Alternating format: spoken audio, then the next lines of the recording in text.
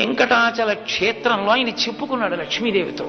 ఏరుకుంటే ఆ హుండీ దగ్గర తెలుసా, ఆ డబ్బులన్నీ నేను తీసుకుంటాను అనుకుంటున్నావా? కాదు, ప్రత్యేకంగా కొంతమందిని పిలిపించుకుంటా కొండకి. ఎందుకో తెలుసా, కుబేరుడికి వడ్డీ కట్టడానికి డబ్బు తక్కువ అవుతుంటుంది, నాకు పాకెట్ మనీ ఉండదు, నాకు కావలసిన ద్రవ్యం తగ్గుతుంది కలియుగంలో.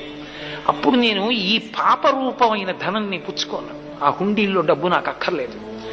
నేను ఏరుకుంటా చెయ్యి కింద పెట్టి వాడు పైనుంచి వేస్తుంటే, వామనమూర్తి అవతారంలో బలిచక్రవర్తి ఇలా పెడితే, వామనమూర్తిగా శ్రీ మహావిష్ణువు ఇలా పెడితే, ఆదిన్ శ్రీసతి కొప్పుపై తనుబుపై అంశోత్తరీయంబుపై పాదాబ్జంబులపై కపోలతటిపై పాలిండ్లపై నూత్న మర్యాదం చెందు కరంబు క్రిందగుట ఆపైనా కరంబుంటమేల్ కాదే రాజ్యము గిజ్జమున్ చతతమే కాయంబు నాపాయమే అంటాడు బలిచక్రవర్తి.